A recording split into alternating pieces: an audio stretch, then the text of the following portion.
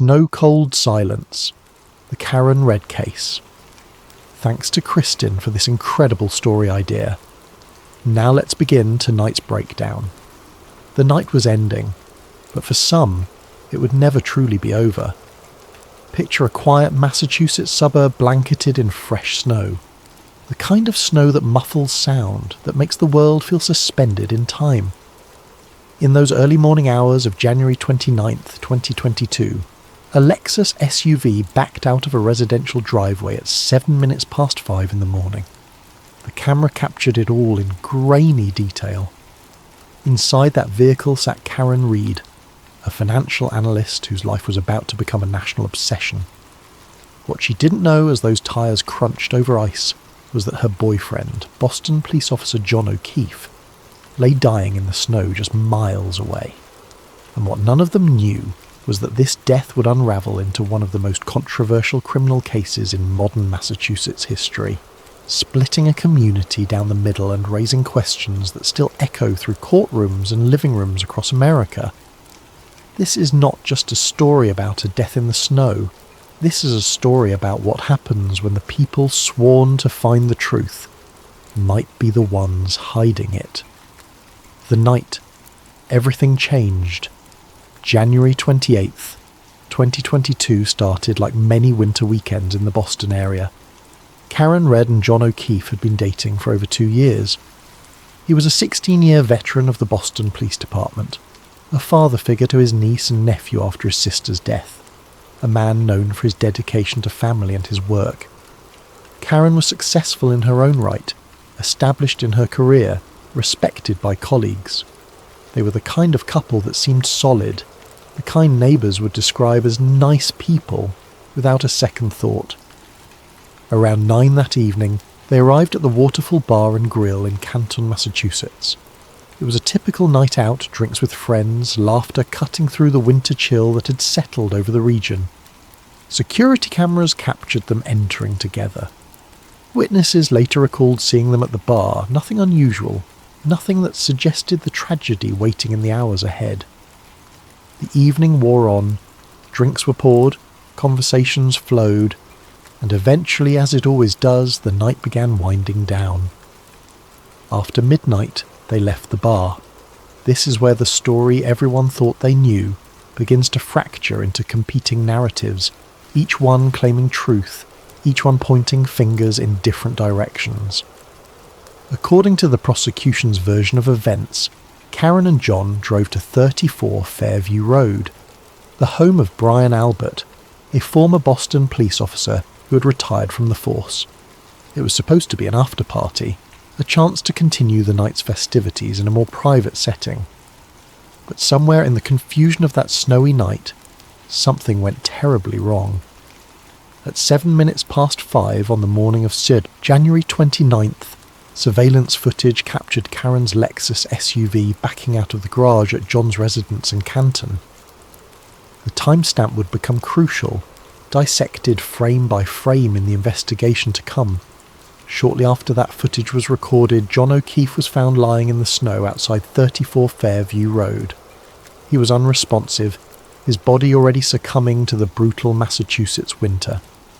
Emergency responders arrived to find a man face down in the snow, his clothing soaked through, his body temperature dangerously low. They rushed him to the hospital, but the damage was done. At 59 minutes past 7 that morning, John O'Keefe was pronounced dead. The cause, according to the initial medical examination, was blunt force trauma to the head combined with hypothermia. A police officer, a father figure, a boyfriend, gone in the span of a few frozen hours. The question everyone immediately asked was simple. What happened? The answer, it turned out, was anything but simple. The investigation begins. When a police officer dies under mysterious circumstances, the investigation typically moves with precision and urgency. Fellow officers rally to find answers, to bring closure to the family, to ensure that justice is served. This case would follow that pattern, but with twists that no one could have predicted. Within days, investigators had begun piecing together what they believed was a clear narrative. They focused on Karen Reed. Her vehicle had a cracked tail light. Fragments of red and clear plastic consistent with automotive taillight material were found at the scene where John's body was discovered. Karen had been drinking that night, and her blood alcohol level, recorded later that morning, was elevated. To the initial investigators, it seemed straightforward. A tragic accident caused by impaired driving. Karen had struck John with her vehicle, either while dropping him off or during some kind of altercation, and then fled the scene in panic or confusion. On February 2nd, just 4 days after John's death, Karen Reed was arrested. The charges were severe: manslaughter, motor vehicle homicide, and leaving the scene of an accident resulting in death. Each charge carried significant prison time. The district attorney's office presented their case to the public with confidence. They had physical evidence, they had motive in the form of relationship troubles, and they had witnesses who would testify to seeing the aftermath. But even as the prosecution built their case, cracks were beginning to show. Questions emerged that didn't have easy answers. Witnesses offered contradictory statements. Evidence that should have been clear-cut became murky under scrutiny. And Karen Reed, through her attorneys, began to tell a very different story. The defence didn't just argue that Karen was innocent of accidentally striking John with her vehicle. They argued something far more explosive, that John O'Keefe never died, outside 34 Fairview Road. They claimed he died inside the house, the victim of an assault by people who were supposed to be his friends, his colleagues in law enforcement. And they argued that those same people, desperate to cover up their involvement, had framed Karen Reed for a crime she didn't commit. It was a conspiracy theory in the truest sense. And like all conspiracy theories that gain traction, it was built on a foundation of suspicious coincidences, unanswered questions, and a deep distrust of the official narrative. The theory that changed everything. In April 2023, more than a year after John's death, Karen Reed's defence team went public with their alternative theory in a dramatic fashion. They released affidavits, held press conferences, and launched what they called the Canton Cover-Up campaign. The name itself was designed to provoke, to suggest that this wasn't just a case of mistaken identity or faulty investigation, but an active conspiracy involving multiple law enforcement officers working together to frame an innocent woman. The defence's theory was elaborate but internally consistent. They argued that on that night in January 2022, John O'Keefe did go to 34 Fairview Road, but he went inside the house. Once there, according to this theory, he was involved in some kind of altercation. Perhaps it was an argument that escalated. Perhaps it was a physical confrontation that went too far. The specifics were unclear, but the result, the defence claimed, was that John was severely injured inside that home. Faced with a dying or dead police officer in their house, the occupants panicked. These weren't random civilians. They were current and former law enforcement, people who understood exactly how serious the situation was, people who knew how investigations worked, people who had the connections and knowledge to potentially manipulate the system. So instead of calling for help, instead of telling the truth, they made a different choice. They carried John's body outside, placed him in the snow, and began constructing an alternative narrative that would shift blame onto Karen Reed. It sounds almost too calculated to be believable. But the defence had evidence to support their claims, and some of it was genuinely disturbing. The most striking piece of evidence was a Google search conducted on a phone associated with the Albert household. At 27 minutes past 2 in the morning on January 29th, hours before John's body was officially discovered, someone searched for the phrase, "How long to die in cold." The timestamp was crucial. If John was already outside at that time, dying in the snow, why would someone inside the house be searching for information about how long hypothermia takes to kill?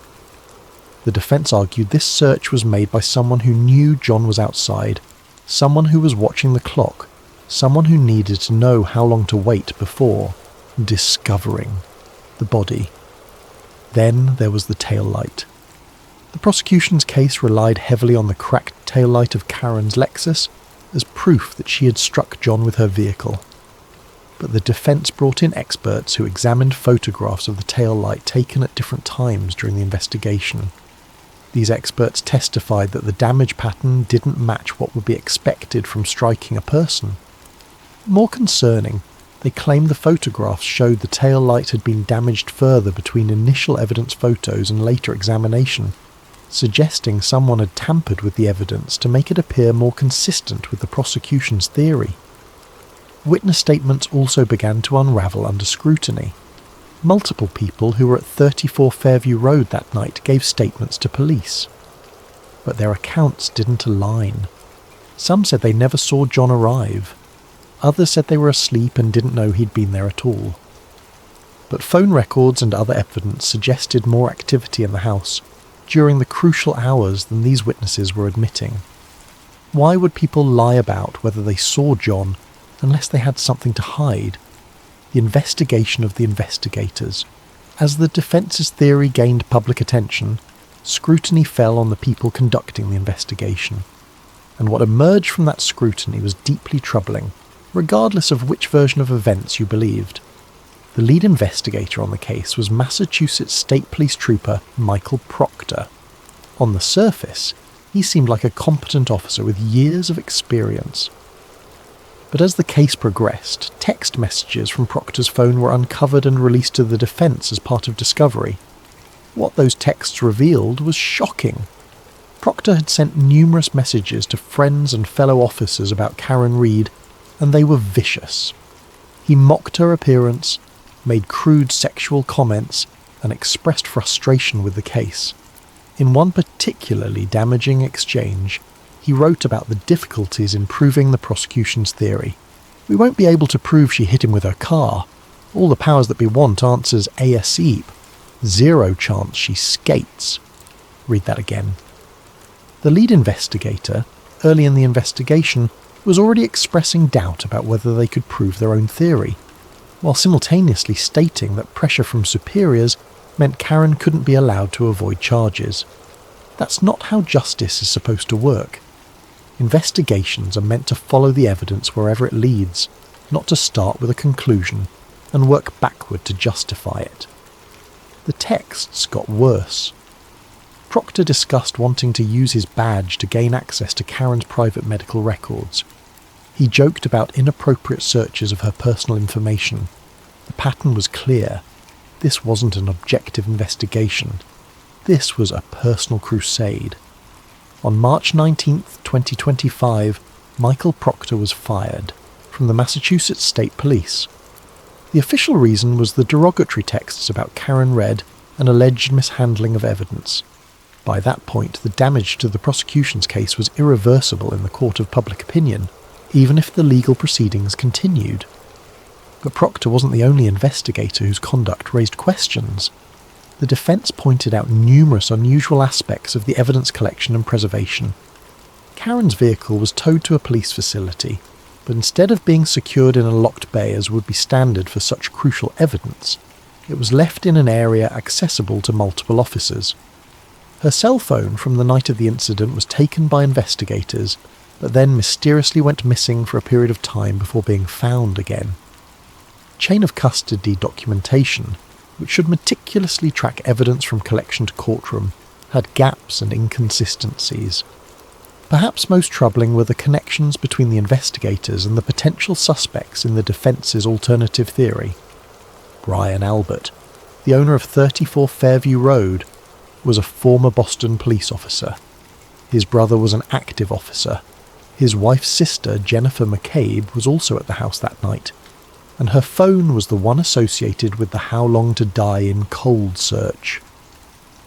Another guest at the house was Brian Higgins, an agent with the Bureau of Alcohol, Tobacco, Firearms and Explosives. These weren't random civilians. These were people embedded in the law enforcement community, people with relationships and connections to the very officers investigating the case. In a normal investigation, those connections would be disclosed and managed to prevent conflicts of interest. Officers with personal relationships to potential witnesses or suspects would recuse themselves. Independent oversight would be brought in.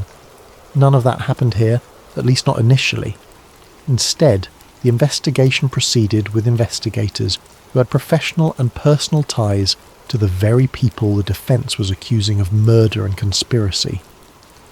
The federal investigation.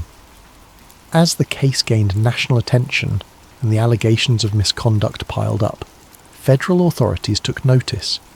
In early 2025, the Federal Bureau of Investigation and the Justice Department's Civil Rights Division launched an investigation into the Norfolk County District Attorney's Office and the handling of the Karen Read case. For those who believed in the Canton cover-up theory, this federal investigation was vindication.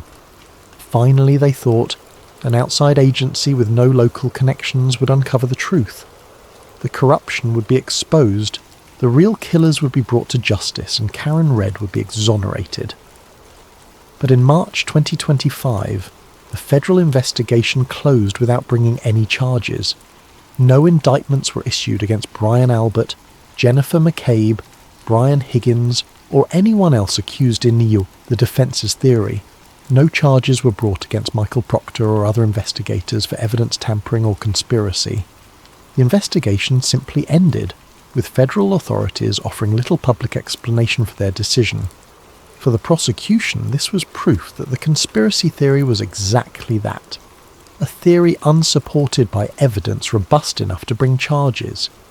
They argued that federal investigators had reviewed all the same evidence the defense pointed to and concluded it didn't support criminal charges against anyone except Karen Read herself. For the defense and their supporters, the closure of the federal investigation without charges only deepened their conviction that the cover-up extended further than they had imagined. They argued that law enforcement agencies protect their own, that the blue wall of silence extended from local police departments to federal agencies. The lack of charges, in their view, wasn't evidence of innocence, but evidence of how deep the corruption ran. The truth, as is often the case, likely lies somewhere more complicated than either narrative suggests. Federal investigations close without charges for many reasons. Sometimes it's because no crimes occurred. Sometimes it's because proving a crime beyond a reasonable doubt is impossible, even if investigators suspect wrongdoing. Sometimes it's because the crimes, if they occurred, fall outside federal jurisdiction or don't meet the specific criteria for federal charges. We may never know exactly why the federal investigation closed without action, but its closure didn't end the debate. If anything, it intensified it. The trials. The legal process in the Karen Read case was as dramatic and contentious as the investigation that preceded it. The first trial began on April 16th, 2024, more than 2 years after John O'Keefe's death. The prosecution presented their case: the cracked taillight, the plastic fragments, Karen's elevated blood alcohol level, and testimony from witnesses who described her as distraught and making incriminating statements in the hours after John's body was found. The defense countered with their conspiracy theory, now refined and supported by expert testimony. They brought in accident reconstruction specialists who testified that the injuries to John's body were inconsistent with being struck by a vehicle. They presented the Google search evidence, the text messages from Michael Proctor, and testimony about the connections between investigators and the Albert household. They argued that reasonable doubt wasn't just present in this case, it was overwhelming. For weeks, the jury heard testimony. They saw photographs of John's body, of the crime scene, of Karen's vehicle. They listened to expert witnesses from both sides contradict each other on crucial points. They heard Karen's own voice in recordings from that morning, heard her distress, heard her confusion. On July 1st, 2024, after days of deliberation, the jury announced they were hopelessly deadlocked. They couldn't reach a unanimous verdict on any of the charges. The judge declared a mistrial. Karen Read would not be convicted, but she would not be exonerated either. Instead, she would face a second trial.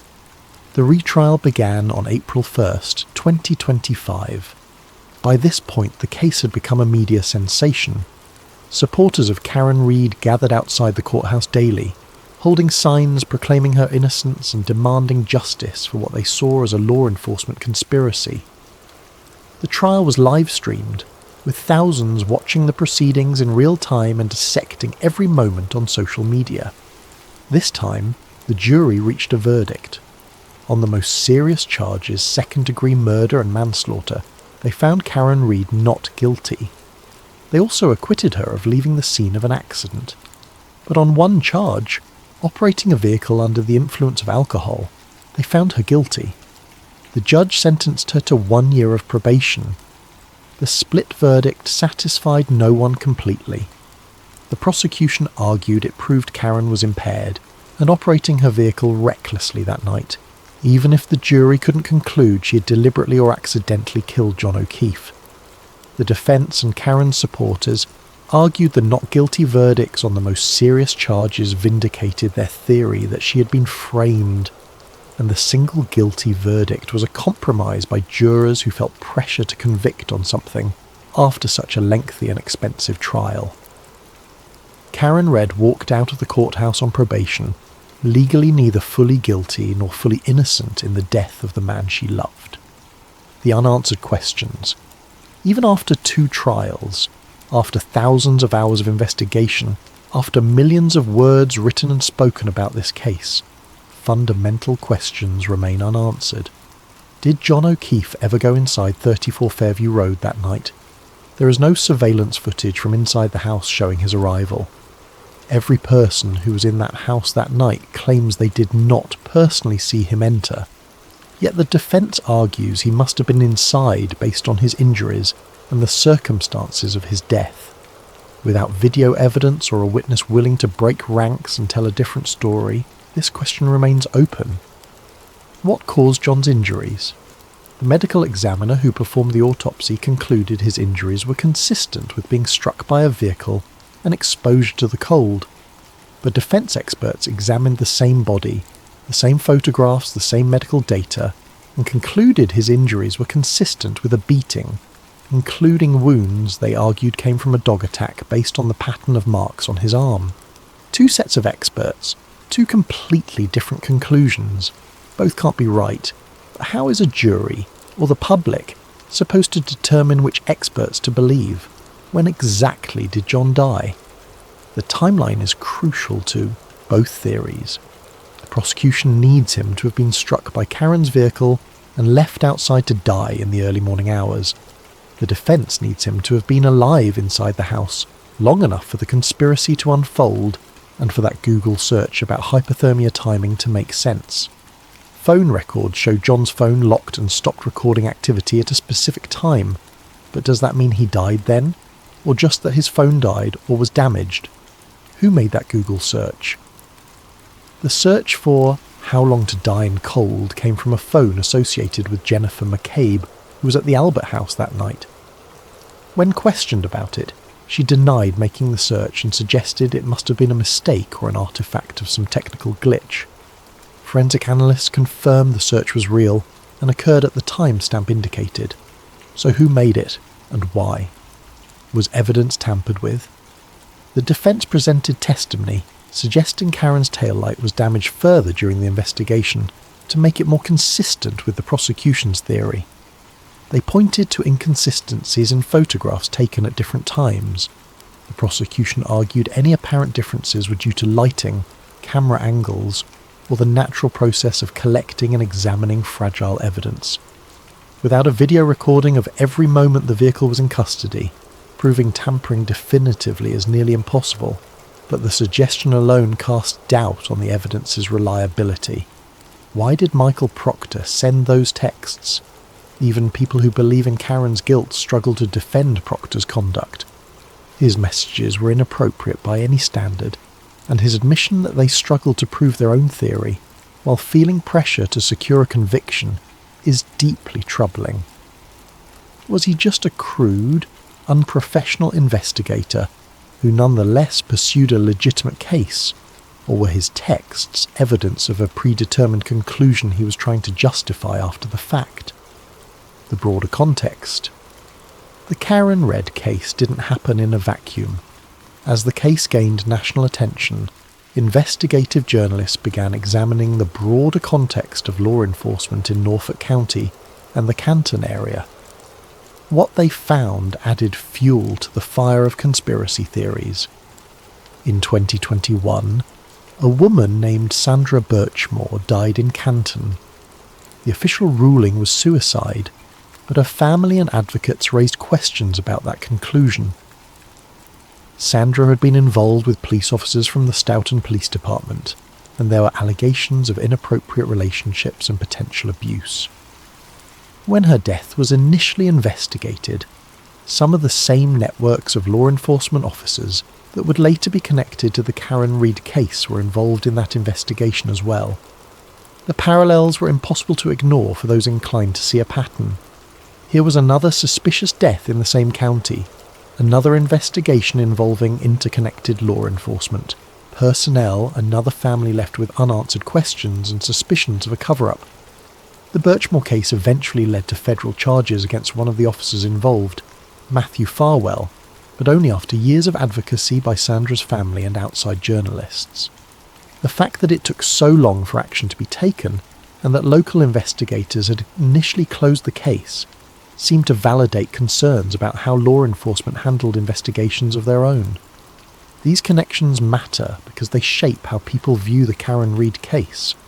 If this were an isolated incident, if there were no other examples of questionable investigations or suspicious deaths in the area, it would be easier to dismiss the conspiracy theory as paranoid fantasy. But when you can point to other cases, other examples of investigations that seem flawed or compromised, the conspiracy theory becomes more plausible. Pattern recognition is a powerful cognitive tool, even when the patterns might be coincidental. The public divide. Perhaps no aspect of the Karen Read case is more striking than how it has split public opinion. This isn't a case where most people believe one narrative with a small minority dissenting. Instead, it's a case where large numbers of passionate, informed people have reached completely opposite conclusions about what happened. On one side are those who believe Karen Read is a victim of a massive law enforcement conspiracy. They attend her court hearings, they organise rallies and fundraisers, they maintain social media accounts dedicated to exposing what they call the Canton cover-up. They see the suspicious Google search, the biased investigator, the connections between officers and witnesses, and they conclude that the only logical explanation is that John O'Keefe was killed inside 34 Fairview Road, and Karen was framed. For them, her conviction on the impaired driving charge is a miscarriage of justice, a compromise verdict by a jury that couldn't bring itself to fully acquit her, despite the overwhelming evidence of reasonable doubt. On the other side are those who believe the prosecution's core theory. They see a tragic case of drunk driving, a woman who made a terrible mistake and then compounded it by refusing to take responsibility. They look at the physical evidence, the cracked tail light, the plastic fragments at the scene, and they see a straightforward explanation. For them, the conspiracy theory is a desperate defense strategy, a Hail Mary attempt to create reasonable doubt by throwing out wild accusations. They point to the federal investigation's closure without charges as proof that outside investigators found no merit to the cover-up claims. They argue that Karen's acquittal on murder charges doesn't prove she's innocent, just that the prosecution couldn't prove guilt beyond a reasonable doubt, which is a high bar in any case. Between these two camps are people who genuinely aren't sure what to believe. They see troubling elements on both sides. They think Karen might have been involved in John's death, while also believing the investigation was compromised and potentially corrupt. They can imagine scenarios where John went inside the house, but then came back outside where Karen accidentally struck him. They wonder if the truth is some combination of both narratives that neither side is willing to acknowledge. This divide isn't just about the facts of the case, it's about deeper questions of trust. Do you trust law enforcement to investigate itself? Do you believe officers will tell the truth even when it implicates their colleagues and friends? Do you think the justice system works? Or do you think it's rigged in favour of those with power and connections? For many people, the Karen Read case became a referendum on those questions, rather than just a determination of what happened on one snowy night in January. If you already distrusted police, if you already believed the system was corrupt, then the Canton cover-up theory made perfect sense. If you believed in the integrity of law enforcement and the justice system, then Karen's conviction, even the limited one, seemed appropriate. The aftermath. As of now, the legal proceedings continue in different forms. A civil wrongful death lawsuit was filed on August 23, 2024, by John O'Keefe's family against Karen Reed and 2 Canton bars that served alcohol that night. The lawsuit is currently stayed pending appeals, but it represents another legal front in a case that seems to have no end point. Karen Reed herself remains a controversial figure. To her supporters, she's a folk hero, a whistleblower who exposed corruption at the highest levels of Massachusetts law enforcement. They've raised hundreds of thousands of dollars for her defense, attended every court hearing, and vowed to continue fighting for what they call justice. To her critics, she's a killer who got away with murder through a clever legal strategy and public manipulation. They see her supporters as gullible, taken in by conspiracy theories and anti-police sentiment. The people at 34 Fairview Road that night have largely retreated from public view. Brian Albert sold the house and moved away. Jennifer McCabe has faced harassment and death threats from Karen Reed supporters who believe she's part of the conspiracy. Brian Higgins has maintained his silence throughout. These are people who, regardless of what happened that night, have had their lives completely upended by their connection to this case. John O'Keefe's family remains caught in the middle. They lost a beloved son, brother and uncle in a tragic death. They want answers, they want justice, but the competing narratives have made it nearly impossible to get either. Some family members have publicly supported the prosecution's case and expressed anger at what they see as Karen's efforts to defame John and deflect blame. Others have remained quiet, perhaps unsure what to believe or simply exhausted by the years of legal battles. The truth in the snow, so what really happened on that night in January 2022? After all the trials, all the evidence, all the testimony, can we say with certainty? The honest answer is no, not with complete certainty. That's the frustrating reality of many criminal cases. The truth exists somewhere in the past, but our ability to reconstruct it is imperfect. We have fragments, security footage, phone records, text messages, physical evidence, witness statements. We try to assemble those fragments into a coherent picture, but the fragments don't always fit together neatly, and different people can arrange them into very different pictures.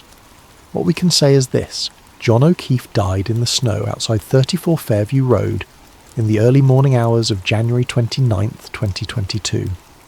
His death was tragic and preventable.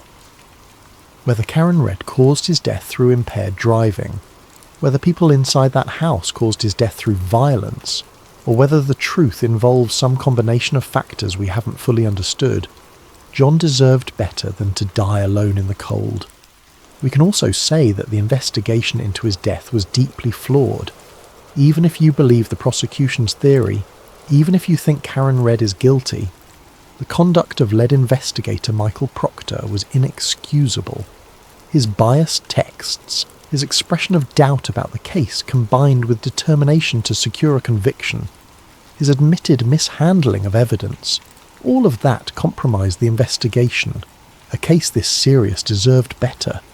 John's family deserved better. Karen Reed, whether guilty or innocent, deserved an investigation conducted with integrity.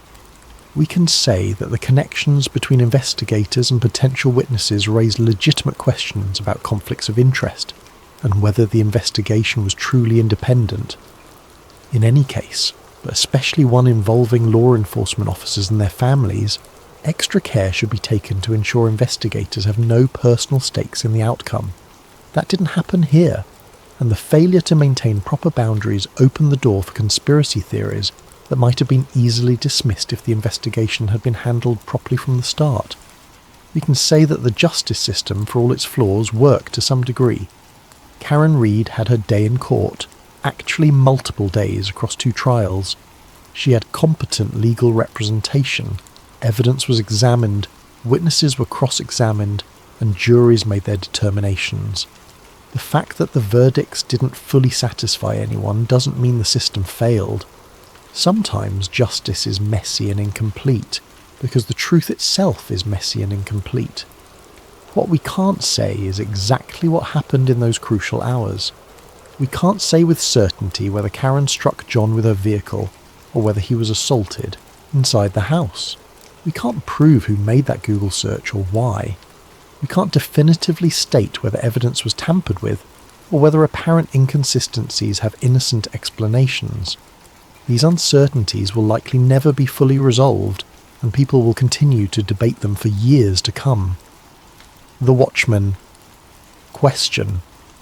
The closing question posed in the outline is perhaps the most important one. When law enforcement investigates itself, who watches the watchman? This is not a new question. It's been asked throughout history whenever those in power are accused of misconduct. The answer has always been complicated and unsatisfying. We want to believe in oversight mechanisms, in internal affairs divisions, in civilian review boards, in federal investigations. We want to believe that bad actors will be caught and punished, that the system will self-correct. But the Karen Read case exposes the weaknesses in those mechanisms. Michael Proctor conducted a biased investigation for more than a year before his texts were discovered. The connections between investigators and the Albert household weren't flagged early and addressed. The federal investigation closed without charges despite what many saw as clear evidence of at least misconduct, if not criminal conspiracy. At every level, the oversight that should have caught problems either failed or never materialized. This doesn't necessarily mean there was a massive conspiracy. Oversight mechanisms fail for many reasons. Sometimes it's incompetence rather than corruption. Sometimes it's institutional culture that discourages questioning fellow officers. Sometimes it's just the difficulty of investigating complex cases with limited resources and imperfect information. But the failure of oversight, whatever its cause, has consequences. It erodes public trust. It makes people more susceptible to conspiracy theories. It makes every future case more difficult because witnesses and jurors and the public bring their suspicions and doubts with them. The Karen Read case should prompt serious conversations about how law enforcement investigations are conducted, especially when the investigators have personal or professional connections to the people involved. It should lead to reforms in how evidence is collected, preserved and tracked. It should result in clearer protocols for identifying and managing conflicts of interest. It should spark discussions about independent oversight and accountability. Whether those conversations will happen, whether those reforms will be implemented, remains to be seen. History suggests that real change is difficult and rare. But if John O'Keefe's death can lead to improvements that prevent future miscarriages of justice, whether those future cases involve wrongful convictions or failures to convict the guilty, then something meaningful will have come from this tragedy. The snow remembers. Snow has a quality of preservation. It covers, it conceals, but it also freezes moments in time. When spring comes and the snow melts, what was hidden is revealed. The Karen Read case is like that snow. It covered over questions and contradictions, at least initially. The first narrative, the simple story of a drunk driving accident, seemed to wrap everything up neatly, to freeze the story in a comprehensible form. But as time passed, as the snow metaphorically melted under scrutiny, what was revealed was far more complex and troubling. The simple story gave way to competing narratives, to unanswered questions, to suggestions of conspiracy and corruption. Some of what was revealed might be truth, some might be paranoia, and some might be something in between. What we're left with is not closure but continued uncertainty. Karen Read is not in prison for murder, but she is not fully exonerated either. John O'Keefe's death is officially resolved in the legal system, but the questions about what really happened remain open in the court of public opinion. The people accused in the conspiracy theory have not been charged, but their names are permanently associated with these allegations. Perhaps that uncertainty is the most honest outcome. Perhaps it reflects the reality that in some cases, We simply cannot know the complete truth with certainty. We can have suspicions, we can have beliefs, we can even have legal verdicts, but absolute certainty eludes us. What we can do is learn from the failures exposed by this case. We can demand better investigations, better oversight, better accountability. We can ask harder questions when law enforcement investigates its own. We can be sceptical of both official narratives and conspiracy theories, recognizing that the truth is often more complicated than either extreme suggests. And we can remember John O'Keefe not just as a figure in a controversial case, but as a person. A 16-year veteran officer who dedicated his life to public service. An uncle who stepped up to raise his sister's children when she could no longer care for them. A man who, whatever the circumstances of his death, deserved better than to die alone in the snow, while those who might have helped him either couldn't or wouldn't. The snow that fell on January 29th, 2022 has long since melted. The seasons have changed, the years have passed, but the questions raised that night remain, frozen in the public consciousness, waiting for answers that may never fully come. That's the real tragedy of the Karen Red case. Not just that a man died, though that is tragic enough, but that we may never know with certainty why he died, who is responsible, or whether justice was truly served. When the next snow falls in Canton, Massachusetts, some people will think of that night. They'll think of John O'Keefe, of Karen Reed, of 34 Fairview Road. They'll think of the questions that still hang in the air like snowflakes that never quite settle to the ground. And they'll wonder, as we all wonder, whether the truth is buried somewhere beneath the surface, waiting to be discovered, or whether it melted away that morning and can never be recovered. The silence of that snow-covered night keeps its secret still, and in that silence we hear the echo of every unanswered question, every unresolved doubt, every failure of the system we trust to deliver justice. The case of Karen Reed and the death of John O'Keefe is closed in the legal sense, but in every other way that matters, it remains open, a wound that has not healed, a mystery that has not been solved, a story that has not yet found its ending. Perhaps it never will. Perhaps some stories don't get neat endings. Perhaps the only certainty is the snow falling and melting, covering and revealing freezing moments in time, but never quite preserving them completely. And perhaps that's the most honest conclusion we can reach, that we know what happened that night only in fragments, in pieces, in competing versions that can never be fully reconciled. The snow remembers, but it doesn't tell, and so we're left with our questions, our theories, our suspicions and our doubts. We're left with a case that became a symbol, a trial that became a cultural moment, a death that became a debate about trust and truth and justice in America. We're left with the uncomfortable reality that sometimes the system we rely on to find answers fails to deliver them. And we're left with the memory of a man who died in the snow, and the woman accused of killing him, and the shadow of doubt that hangs over everything that came after. That shadow is the legacy of this case. Not resolution, but uncertainty. Not closure, but continued questions. Not justice clearly served, but justice debated and disputed and doubted. In the end, that might be the most troubling outcome of all. Because if we can't trust the system to find the truth, in a case this scrutinized, this examined, this thoroughly investigated, then when can we trust it?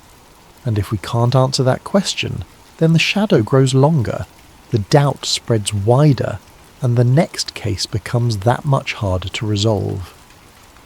The snow-cold silence that gave this case its name isn't just about the quiet of that winter night. It's about the silence of unanswered questions, the silence of evidence that doesn't speak clearly, the silence of witnesses who won't or can't tell the complete truth, the silence of investigators who failed in their duty, the silence of a system that couldn't deliver the certainty we expect from justice. And in that silence, John O'Keefe rests, his truth known only to himself and perhaps to those who were there that night. The rest of us are left to wonder, to debate, to take sides in a controversy that may never be fully resolved. That's the real story of the Karen Read case. Not a story with a beginning, middle and clear end, but a story that continues to unfold, to evolve, to challenge our assumptions about truth and justice and the institutions we trust to deliver both. The documentary ends, but the case does not. The questions remain, the silence persists, and somewhere in that silence, buried beneath layers of evidence and testimony and competing narratives, lies the truth. Whether we'll ever uncover it completely is a question that only time, and perhaps new evidence or confessions, can answer. Until then, we're left with what we have. An unsettling case that exposed the fault lines in our justice system and left us all wondering whether we can truly know what happened when those sworn to protect us are the ones under suspicion. The snow has melted. The truth remains frozen.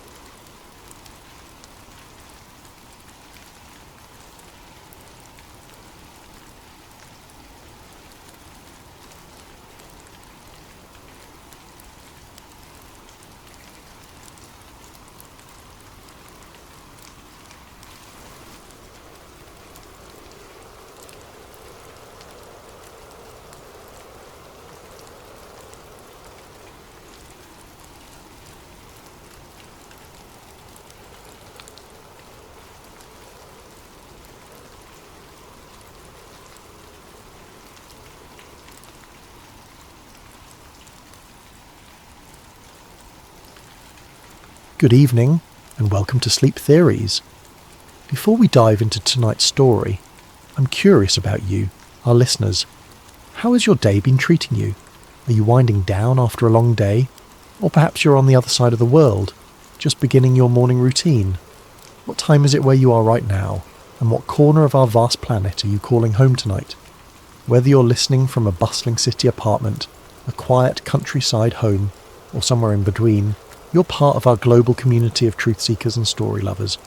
If you're new to Sleep Theories, welcome aboard. And if you're a returning listener, thank you for coming back. Don't forget to subscribe if you haven't already.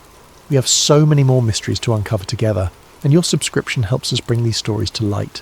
Now, settle in, get comfortable, and prepare yourself for a tale that will make you question everything you thought you knew about one of history's most famous disasters. Tonight, we're going beneath the surface of the North Atlantic, not just to explore the wreckage of a legendary ship, but to uncover a conspiracy so massive, so carefully orchestrated, that it may have shaped the course of world history. This is the story of the Titanic switch, the theory that suggests the ship that sank on that fateful April night in 1912 was never the Titanic at all. April 14th, 1912. Picture this night in your mind. The North Atlantic stretches endlessly in every direction, a black mirror reflecting nothing but stars. There is no moon to illuminate the waters, leaving the ocean in an almost supernatural darkness. The temperature has dropped to just below freezing, and the sea is unusually calm, so still that veterans of these waters would later describe it as eerily unnatural. Cutting through this obsidian expanse is the largest moving object ever created by human hands. The RMS Titanic, all 882 feet of her, pushes through the water at nearly 23 knots. Her 4 massive smokestacks pierce the star-filled sky, sending columns of smoke and sparks into the night. From her decks, the warm glow of electric light spills out onto the water, creating the only source of illumination for miles in any direction.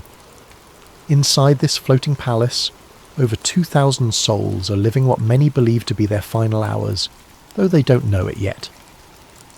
In the first-class dining saloon, Passengers in evening wear are finishing their 10-course dinner, completely unaware that they are dining aboard what will become history's most famous maritime disaster. The ship's orchestra plays ragtime melodies that drift through the corridors, mixing with the sound of laughter, conversation, and the ever-present thrumming of the engines deep below. Captain Edward Smith stands on the bridge, a veteran of the seas with 40 years of experience behind him. This is meant to be his final voyage before retirement, a triumphant capstone to a distinguished career. He has commanded ships for the White Star Line for decades, earning the nickname Millionaire's Captain for his skill in handling the luxury vessels that carry the world's elite across the Atlantic. Tonight he commands not just any ship, but the crown jewel of the White Star Line fleet, the unsinkable Titanic. But at 11:39 p.m. ship's time, everything changes in an instant. Frederick Fleet, the lookout stationed in the crow's nest, spots something emerging from the darkness ahead. Without the aid of binoculars, which, mysteriously, are locked away and unavailable to the lookouts that night, he strains his eyes against the blackness. What he sees sends ice through his veins. A massive iceberg, dark and silent, looms directly in the ship's path. "Iceberg right ahead," Fleet shouts into the telephone that connects him to the bridge. First Officer William Murdoch receives the warning and immediately orders hard a starboard and full astern. The helmsman spins the wheel, and the engine room receives the telegraph signal to reverse engines. For 37 seconds, the fate of over 2,000 people hangs in the balance as the massive ship begins to turn. But it's too late.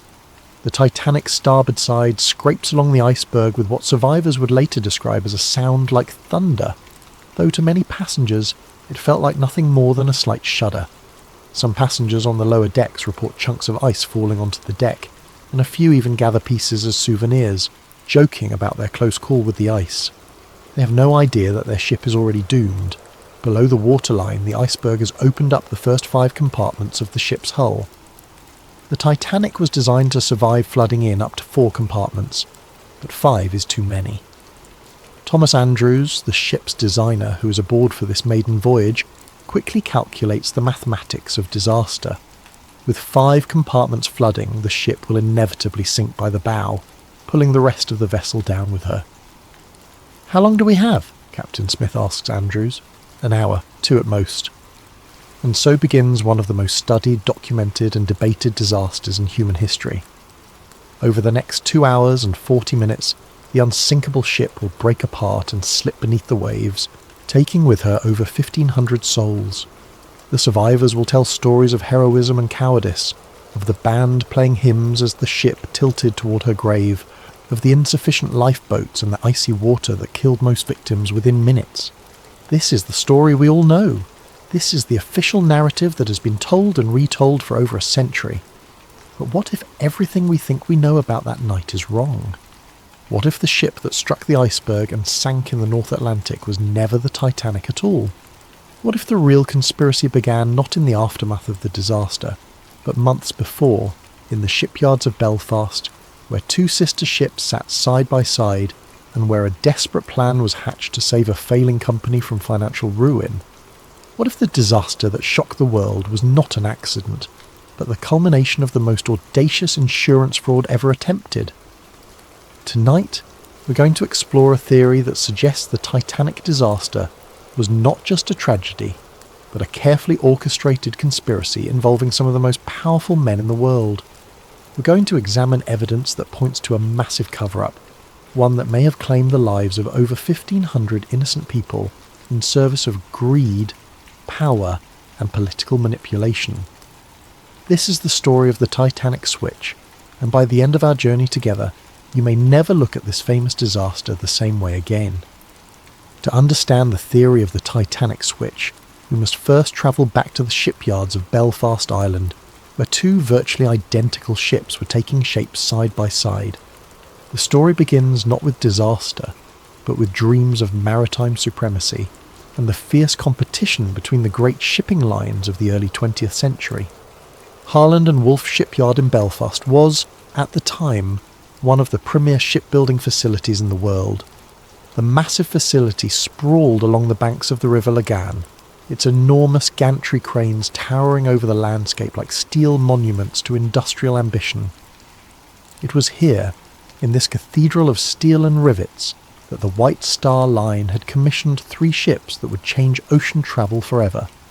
The Olympic-class ships, as they would be known, were conceived as the ultimate expression of luxury and engineering prowess.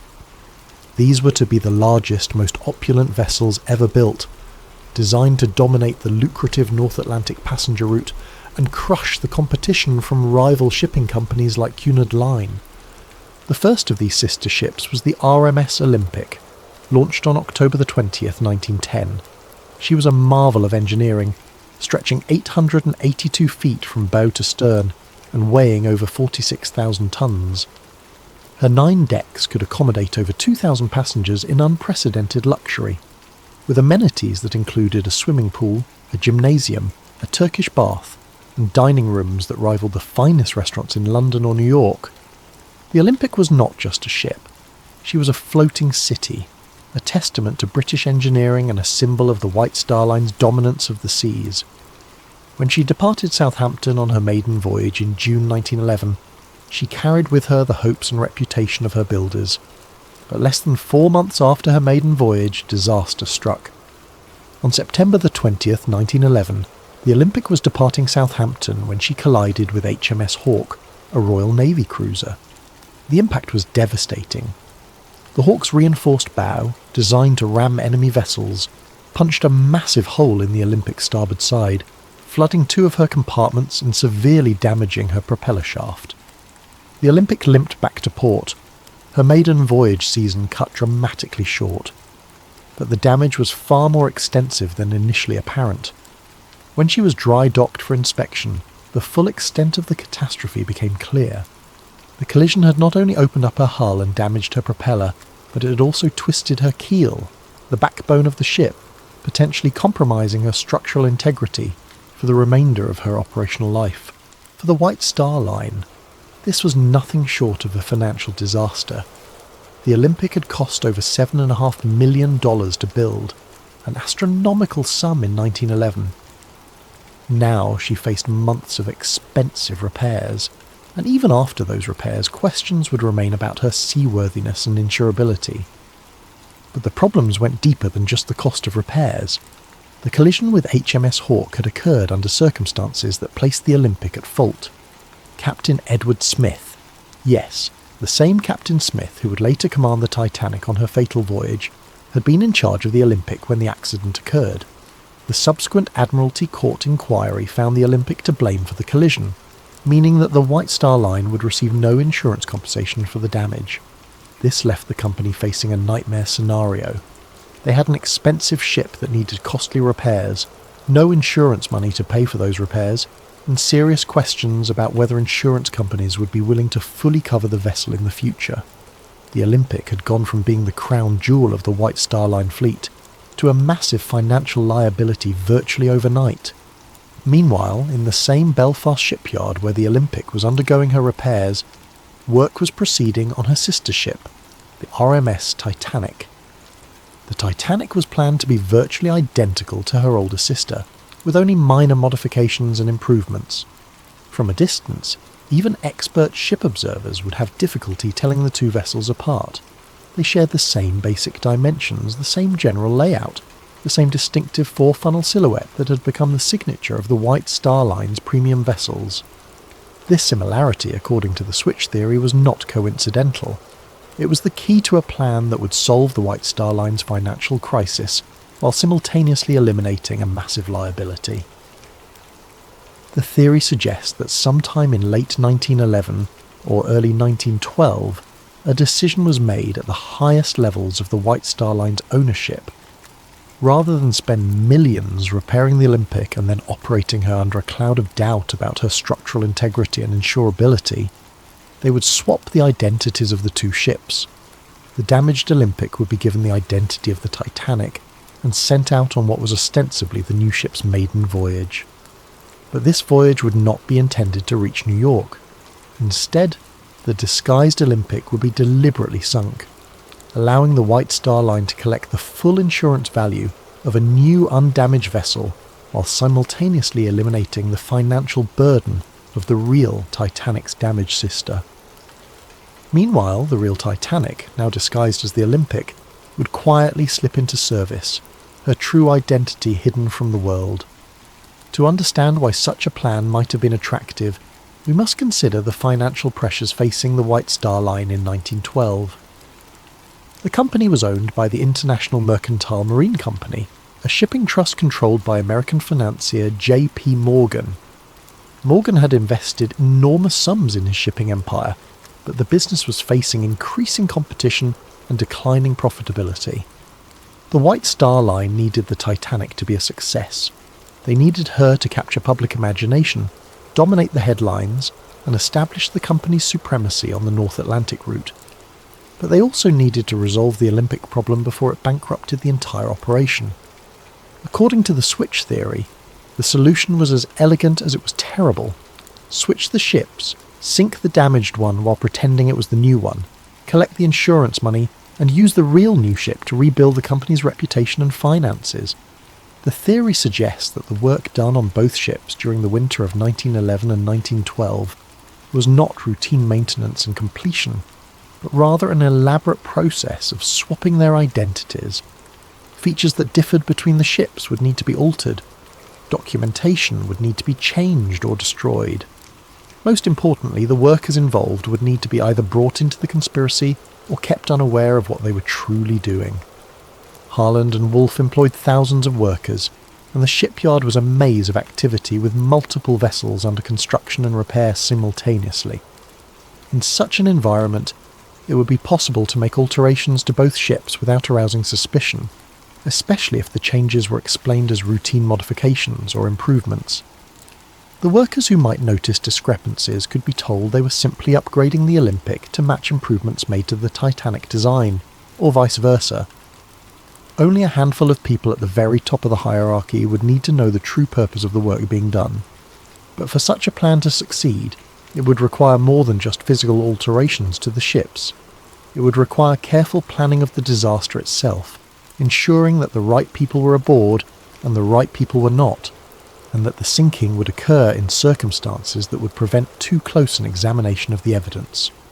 The switch theory suggests that every detail of the Titanic's maiden voyage was planned not to showcase a magnificent new ship, but to destroy an old damaged one while making it appear to be an accident. The passenger list, the route, the timing, even the crew assignments, all of these, according to the theory, were carefully orchestrated to serve the conspiracy. As we'll see, the evidence for this incredible claim goes far beyond simple speculation. There are photographs that seem to show differences between the ship that left Belfast and the ship that left Southampton. There are testimony from shipyard workers who noticed unusual modifications being made. There are suspicious cancellations by wealthy passengers who had every reason to want to be aboard the maiden voyage of the most famous ship ever built. Most tellingly, there are the financial motivations of the men who controlled the White Star Line.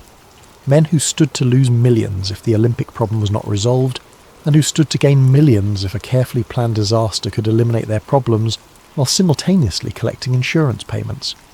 But before we examine that evidence, we need to understand exactly who these men were and just how much money was at stake in 1912. We need to understand the insurance motive that may have driven over 1,500 people to their deaths in the icy waters of the North Atlantic. Money. In the end, according to the switch theory, that's what the Titanic disaster was really about. Not the romance of the sea, not the hubris of calling a ship unsinkable, not even the class divisions that the disaster seemed to highlight. It was about money, enormous amounts of money that stood to be lost or gained depending on the fate of two ships and the decisions of a few powerful men. To understand the financial pressures that may have driven the conspiracy, we need to understand the business empire of one man, John Pierpont Morgan, the American financier who controlled more wealth and power than perhaps any individual in the history of capitalism. J.P. Morgan was not just wealthy, he was a force of nature in the world of early 20th century finance. His banking house, J.P. Morgan and Company, had financed railroads, steel companies, and industrial empires. He had personally intervened to prevent financial panics, earning him the nickname America's bank. When the federal government needed money, they came to J.P. Morgan. When major corporations needed capital, they came to J.P. Morgan. By 1912, he controlled assets worth billions in today's currency. But Morgan's empire was not limited to American shores. In 1902, he had founded the International Mercantile Marine Company, a shipping trust designed to dominate transatlantic passenger and cargo traffic. The IM acquired control of numerous shipping lines, including the prestigious White Star Line, Morgan's crown jewel in maritime transportation. The White Star Line was the perfect fit for Morgan's vision. Founded in 1845, it had built its reputation on providing luxury service to affluent passengers crossing between Europe and America. The company's ships were known for their elegance, comfort and safety record. When Morgan acquired control, he saw an opportunity to create the ultimate expression of luxury travel while generating enormous profits. This vision led directly to the commissioning of the Olympic-class ships. Morgan intended these vessels to be more than just transportation. They would be floating advertisements for the supremacy of his shipping empire. The Olympic, Titanic and the planned third sister ship Britannic would capture the public imagination and establish IMM as the unquestioned leader in North Atlantic travel. The financial investment was staggering. Each ship cost approximately $7.5 million to build, roughly $200 million in today's currency. The Olympic alone represented an investment larger than the annual budget of many small nations. For the three ships combined, Morgan was risking an amount of money that could have funded a small war. But the potential profits were equally enormous. The North Atlantic passenger route was one of the most lucrative transportation businesses in the world. Wealthy Americans travelling to Europe for business or pleasure were willing to pay premium prices for luxury accommodations. European aristocrats and businessmen crossing to America represented another steady stream of high-paying customers. Immigrants seeking new lives in America provided volume traffic that, while individually less profitable, generated substantial revenue in aggregate. Morgan calculated that the Olympic-class ships would not only dominate this market but expand it.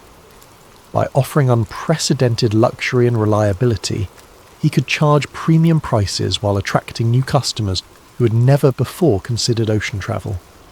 The ships would pay for themselves within a few years and then generate enormous profits for decades to come. This was the dream. The reality, as we've seen, was somewhat different. When the Olympic collided with HMS Hawke in September 1911, Morgan's carefully calculated investment began to unravel. The ship that was supposed to be generating revenue was instead sitting in dry dock, requiring expensive repairs. Worse, the legal finding that the Olympic was at fault for the collision meant that insurance would not cover the costs of those repairs. But the problems went beyond just the immediate cost of fixing the damage. The Olympic's accident raised serious questions about the ship's design and safety. If one of these supposedly superior vessels could be so easily damaged in a collision with a smaller ship, what did that say about their construction? More importantly for Morgan's business model, what did it say about their insurability? Insurance was critical to the economics of ship operation. No shipping company could afford to operate vessels worth millions of dollars without comprehensive insurance coverage. But insurance companies were in the business of managing risk, and a ship that had already demonstrated vulnerability might be difficult to insure at reasonable rates. The switch theory suggests that by late 1911, Morgan and his associates realised they faced a potential disaster that went far beyond the cost of repairing one ship. If insurance companies began to question the safety and reliability of the Olympic-class design, it could affect the insurability and profitability of the entire fleet. The Titanic, still under construction, might face higher insurance premiums or coverage limitations based on her sister ship's problems. Even worse, if the Olympic structural damage was more extensive than initially apparent, the ship might prove to be uneconomical to operate even after repairs. A ship with a damaged keel might suffer from ongoing problems with stability, fuel efficiency, or structural integrity. She might require more frequent and expensive maintenance, reducing her profitability and potentially shortening her operational life. In this context, the switch theory proposes the idea of swapping the ship's identities became attractive, not just as a way to collect insurance money, but as a way to solve multiple problems simultaneously.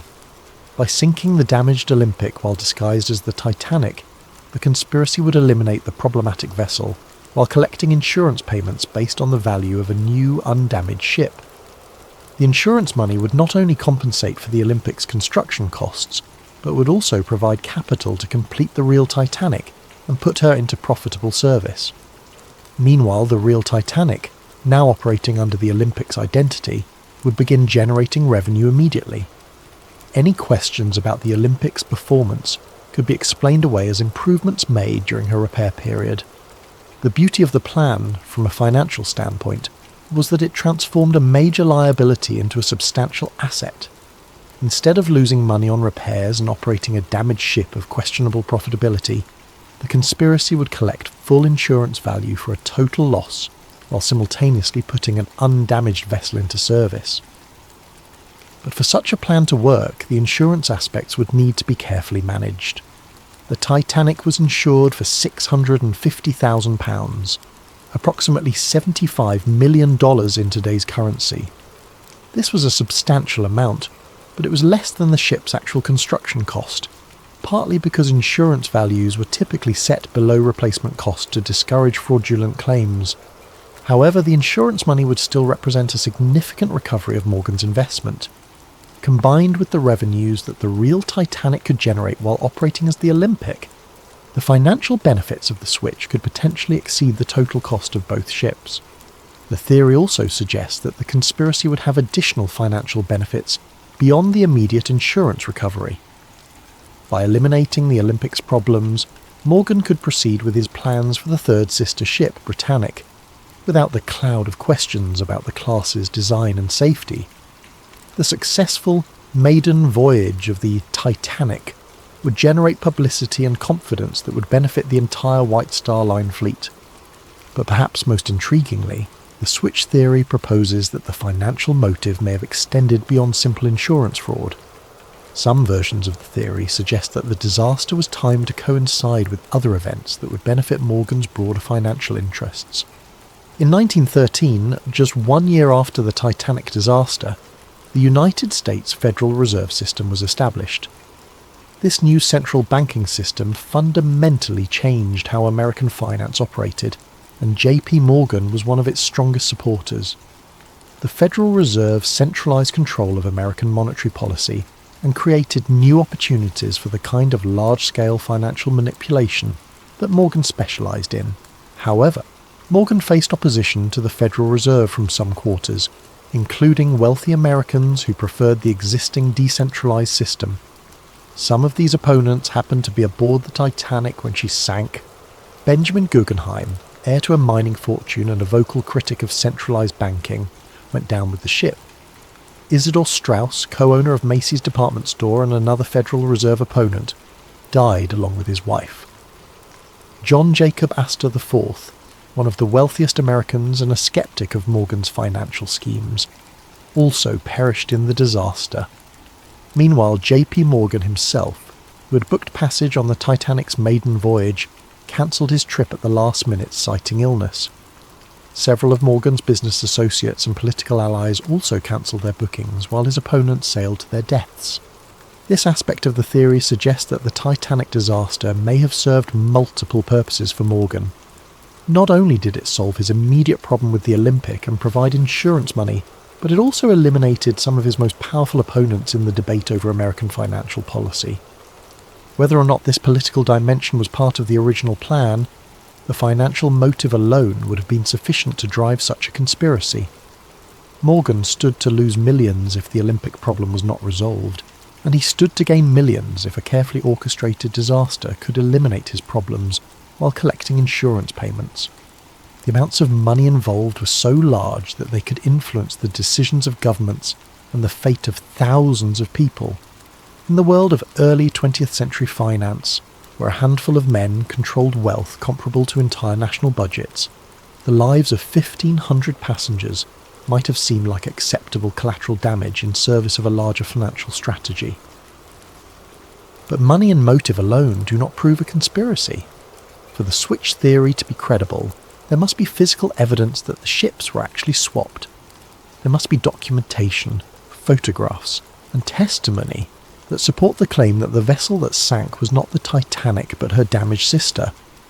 As we'll see in the next chapter, proponents of the switch theory claim that such evidence exists, hidden in plain sight in photographs, construction records, and the testimony of those who were present when the conspiracy was allegedly carried out.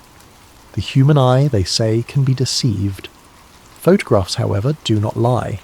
They capture reality with mechanical precision, preserving details that witnesses might forget or misremember.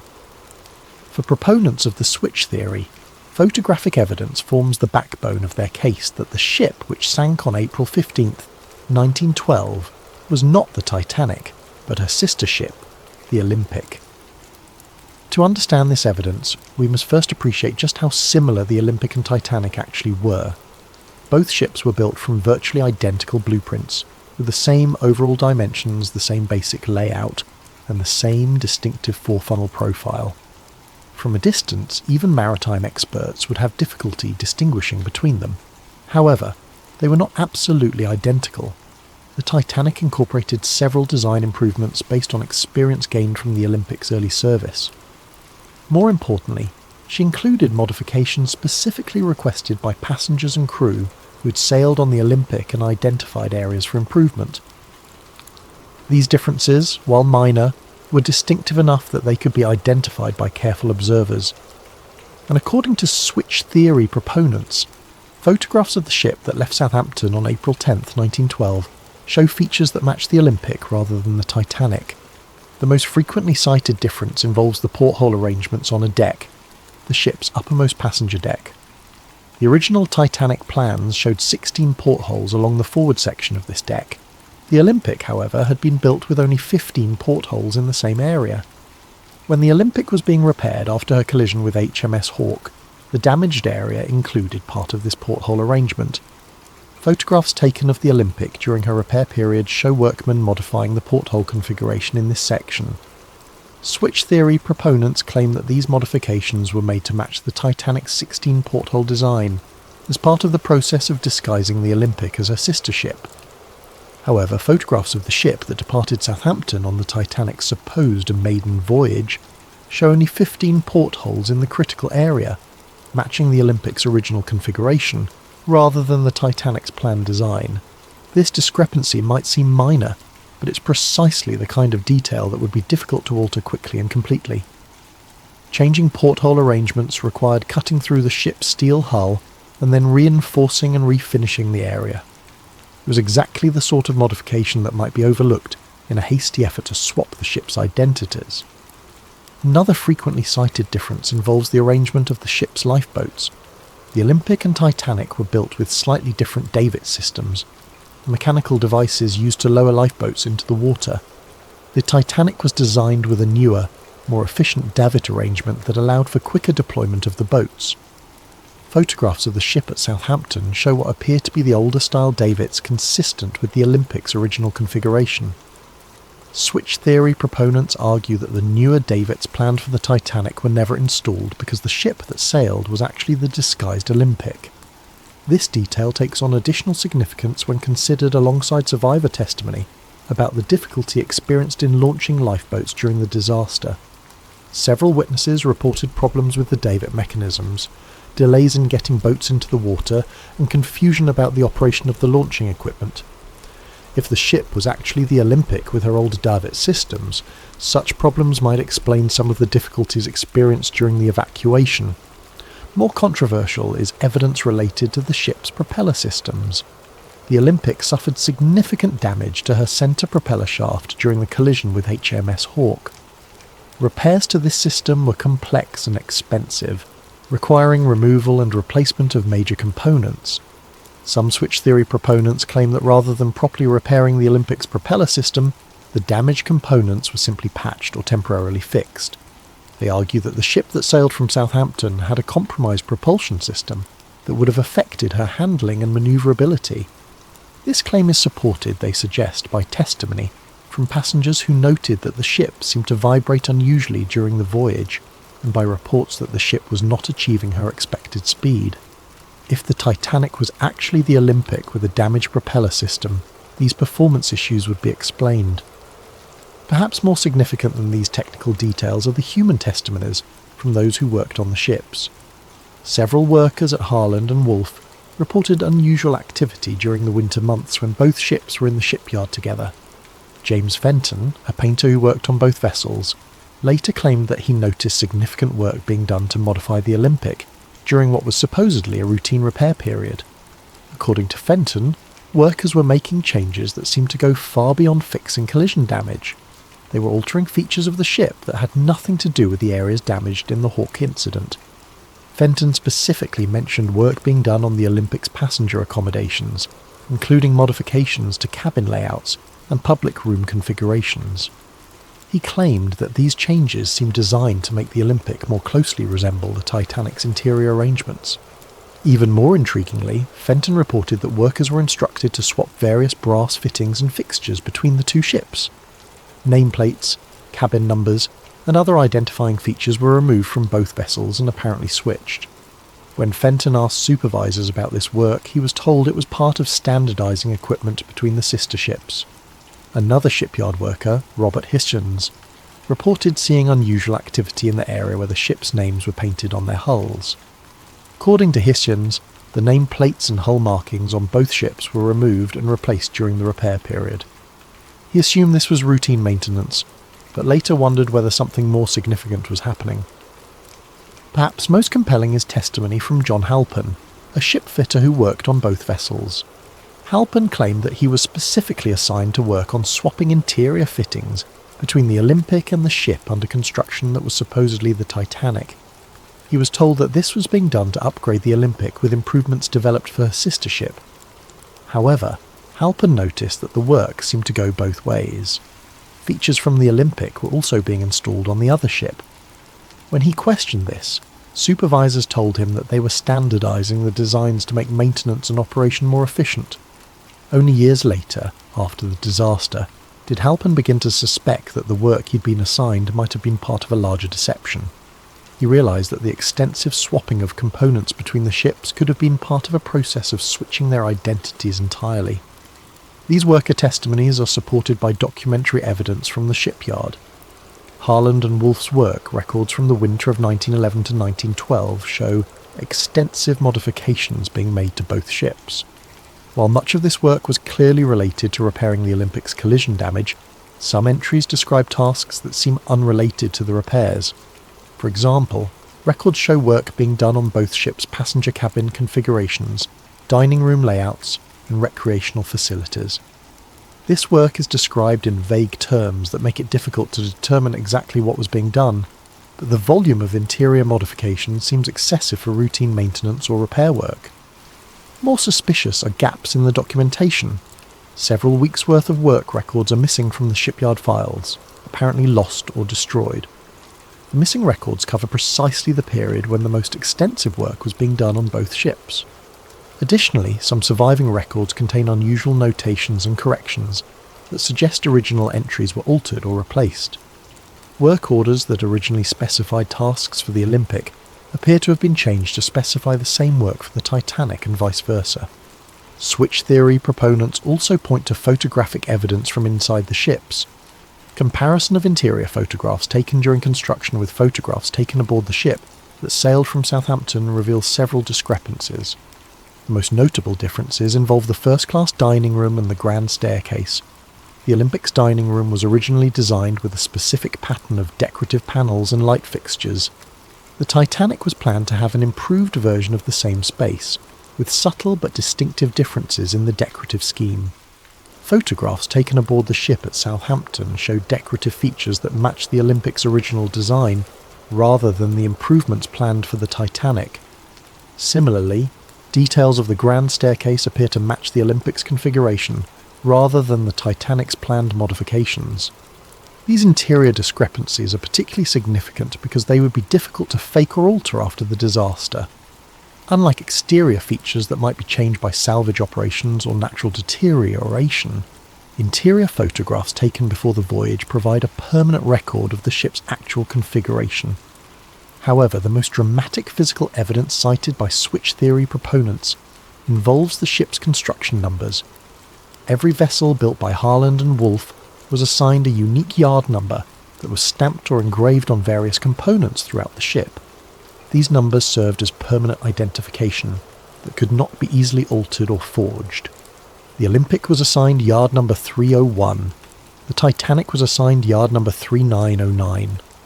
According to the theory, components with the Olympic's number should have been found on the wreck if it was actually the Titanic that sank. When the Titanic wreck was discovered in 1985, some of the recovered artifacts did indeed show construction numbers. However, examining these numbers has proven difficult due to the condition of the wreck and the limited access to recovered materials. Some switch theory proponents claim that construction numbers found on wreck components match the Olympic rather than the Titanic, but this claim is disputed by maritime historians and wreck researchers.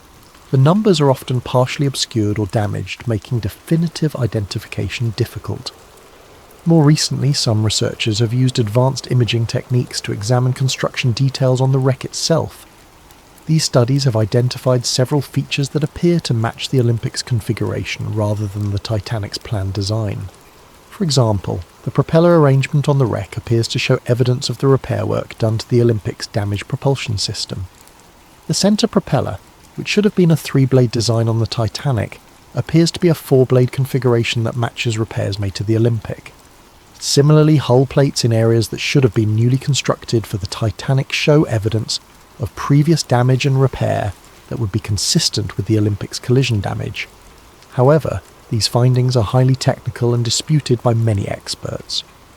The condition of the wreck after more than a century on the ocean floor makes definitive identification of small details extremely difficult. Corrosion, collapse, and damage from the sinking itself have obscured many of the features that might provide conclusive evidence. The physical evidence for the switch theory remains controversial and disputed. While proponents point to numerous discrepancies between the ship that sailed and the ship that was supposed to sail, skeptics argue that these differences can be explained by changes made during construction, errors in documentation, or misinterpretation of photographic evidence. What is not disputed is that significant work was done on both ships during the winter of 1911 to 1912, that modifications were made that went beyond simple repair work, and that there are photographic and documentary discrepancies that have never been fully explained. Whether these discrepancies prove a conspiracy or simply reflect the normal complexities of building and modifying massive ships remains a matter of debate. But for switch theory proponents, the physical evidence forms a compelling case that something was not right about the ship that sailed from Southampton on that April morning in 1912. However, physical evidence is only part of the story. To truly understand the scope of the alleged conspiracy, we must examine not just what was done to the ships, but who was aboard them. The passenger list of the Titanic's final voyage contains names that would reshape the world of finance and politics, and according to the theory, this was no coincidence. Sometimes the most revealing evidence is not what happened, but who was present when it happened. In the case of the Titanic disaster, the passenger manifest reads like a who's who of early 20th century power and influence. But according to the switch theory, this prestigious passenger list was not assembled by chance. Instead, it was carefully curated to serve the purposes of a conspiracy that extended far beyond simple insurance fraud. To understand the significance of the Titanic's passengers, we must first understand the broader context of American politics and finance in 1912. The United States was on the verge of fundamental changes in how its financial system operated. The country had experienced several financial panics in recent decades, and there was growing pressure to create a more stable and centralized banking system. J.P. Morgan and his allies favored the creation of a central bank that would be controlled by major financial institutions. This system, which would eventually become the Federal Reserve, would give unprecedented power to a small group of bankers and financiers. They would control the nation's money supply, interest rates, and credit availability. However, this plan faced significant opposition from wealthy Americans who preferred the existing decentralized system. These opponents feared that a central bank controlled by Morgan and his associates would concentrate too much financial power in too few hands. They argued for maintaining a system where multiple independent banks could compete and where no single institution could dominate the nation's finances. The debate over banking reform was not merely academic. Billions of dollars in wealth and decades of political power hung in the balance. If Morgan's vision prevailed, he and his allies would control the financial destiny of the United States. If his opponents succeeded in blocking the plan, Morgan's influence would be significantly diminished. Into this high-stakes political battle sailed the Titanic, carrying some of the most influential participants in the banking debate.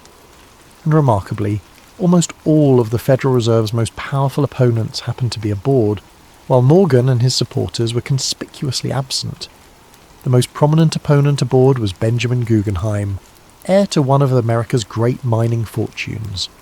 The Guggenheim family controlled vast mineral resources and had accumulated enormous wealth through copper, silver and gold mining operations around the world.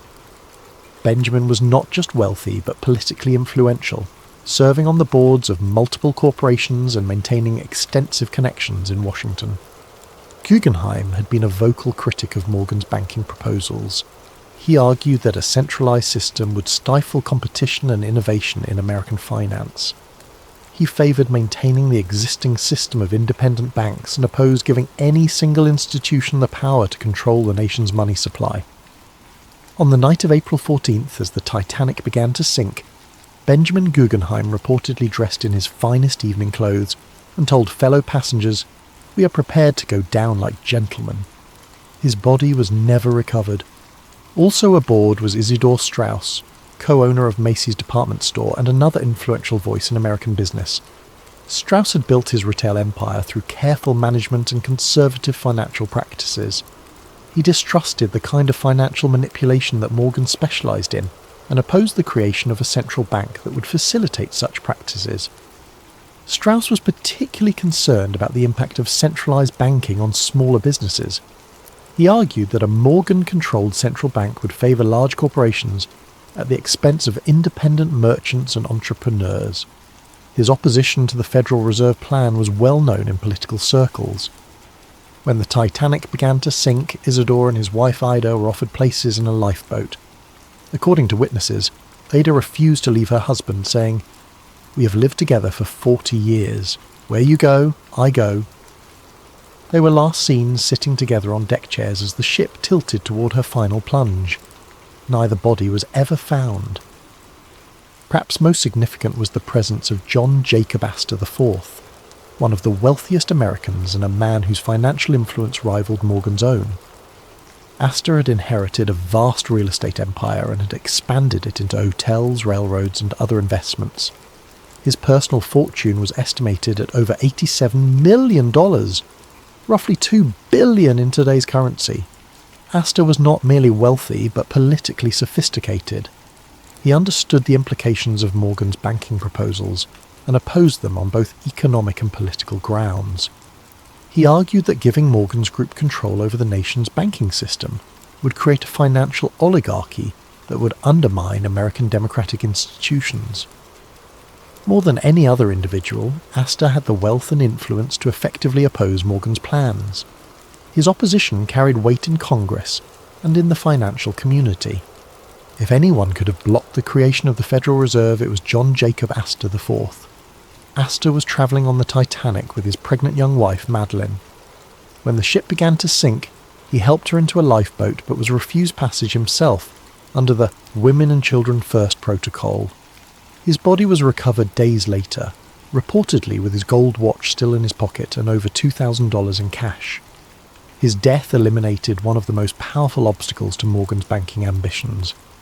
These three men, Guggenheim, Straus and Astor, represented the core of wealthy American opposition to the Federal Reserve Plan. Their combined influence, both financial and political, posed a serious threat to Morgan's vision of centralized banking control. Their deaths removed major obstacles to the passage of Federal Reserve legislation. But the passenger list's significance extends beyond these three prominent figures. Several other Titanic passengers had connections to the banking debate or to Morgan's business interests. Some were allies who might have provided testimony or support that could have been problematic for the conspiracy. Others were neutral parties whose presence might have been seen as providing legitimacy to the voyage. The theory suggests that the passenger list was carefully managed to ensure that the right people were aboard and the wrong people were not. Key figures in the banking debate who opposed Morgan were encouraged or induced to sail, while those who might have interfered with the plan were kept away. This management allegedly extended to the crew assignments as well. Captain Edward Smith, who commanded the ship, was nearing retirement, and may have been chosen partly because his career was ending anyway. If he survived the disaster, he would soon be out of the shipping business and less likely to cause problems. If he didn't survive, his death would be seen as a heroic sacrifice rather than evidence of conspiracy. Other key crew members were reportedly chosen for their loyalty to the White Star Line or their lack of detailed knowledge about the ship's construction. Engineers and officers who might have been able to identify discrepancies between the Olympic and Titanic were either not assigned to the voyage or were placed in positions where they would be unlikely to survive if something went wrong. Perhaps most tellingly, J.P. Morgan himself had originally booked passage on the Titanic's maiden voyage. As the owner of the shipping line and the man whose vision the voyage was meant to showcase, Morgan's presence would have been expected and appropriate. His cabin had been reserved, his passage confirmed, and his attendance at various social events planned. But at the last minute, Morgan cancelled his trip, citing illness. He claimed to be suffering from a minor ailment that prevented him from travelling, and he remained in France where he had been vacationing. Remarkably, several of Morgan's close business associates also cancelled their bookings at the last minute, citing various personal and business reasons. The pattern of cancellations was so notable that it attracted attention even at the time. Several newspapers commented on the unusual number of prominent businessmen who had changed their travel plans. Some observers wondered whether there might have been advance warning of problems with the ship or the voyage. Morgan's cancellation is particularly suspicious because he was photographed in apparently good health at a French resort just days after the disaster. He showed no signs of the illness that had supposedly prevented him from travelling, and he resumed his normal activities immediately after learning of the Titanic's fate. Even more suspicious were the cancellations by Morgan's business partners. Henry Clay Frick, the steel magnate and longtime Morgan ally, had booked passage but cancelled, citing his wife's health. George Washington Vanderbilt II, another Morgan associate, also cancelled his booking at the last minute. Milton Hershey, the chocolate manufacturer who had business relationships with Morgan's interests, similarly changed his travel plans. The pattern suggests that Morgan and his inner circle knew something that the general passengers did not. Whether they had advanced knowledge of the planned disaster or simply knew that the ship was not safe due to the identity switch, they took steps to avoid being aboard when the conspiracy was carried out. Meanwhile, Morgan's opponents in the banking debate sailed to their deaths, apparently unaware of the danger they faced. The convenient elimination of the Federal Reserve's most powerful critics cleared the way for the legislation that Morgan had been promoting. Indeed, the Federal Reserve Act was passed by Congress in December 1913, less than 2 years after the Titanic disaster. The legislation created the central banking system that Morgan had long advocated, giving him and his associates unprecedented control over American finance. The deaths of Astor, Guggenheim, and Strauss had removed the most influential voices that might have prevented this outcome. Some versions of the switch theory go even further, suggesting that the passenger list was managed not just to eliminate political opponents, but also to provide witnesses who would support the official story of the disaster. Certain passengers and crew members who survived the sinking provided testimony that reinforced the narrative of an accidental collision with an iceberg. These survivors described the impact, the flooding, and the sinking in ways that supported the insurance claims and deflected suspicion from the possibility of sabotage or deliberate destruction. Their accounts helped establish the official version of events that has persisted for over a century. However, other survivors provided testimony that was less helpful to the official narrative. Some reported hearing explosions before the ship began to sink, suggesting possible sabotage. Others described unusual behaviour by crew members or problems with the ship's equipment that might have indicated advanced planning of the disaster. These problematic testimonies were reportedly suppressed or discredited during the official investigations. Survivors who told inconvenient stories found their credibility questioned, or their testimony excluded from the final reports. The investigation focused on technical questions about ship design and safety procedures rather than examining the possibility of deliberate destruction. The passenger list evidence is compelling but circumstantial. The coincidence of having so many Federal Reserve opponents aboard while Morgan and his allies stayed away is remarkable, but it could be explained by factors other than conspiracy. The timing of the banking legislation might have been influenced by the victims' deaths, but correlation does not necessarily prove causation. However, when combined with the physical evidence and the financial motives, the passenger list adds another layer to the case for the switch theory. The pattern of who was aboard and who wasn't suggests a level of planning and coordination that goes beyond simple insurance fraud. If the theory is correct, the Titanic disaster was not just about swapping damaged ships or collecting insurance money. It was about reshaping the American financial system and eliminating opposition to a plan that would concentrate enormous power in the hands of a few men. But such an ambitious conspiracy would require more than just manipulating passenger lists and switching ships. It would require control over the disaster itself, ensuring that the sinking occurred under circumstances that would support the official story while achieving the conspiracy's goals. As we'll see in the next chapter, proponents of the switch theory believe that every aspect of the sinking was carefully planned and executed. The final act of any great conspiracy must be the most carefully orchestrated.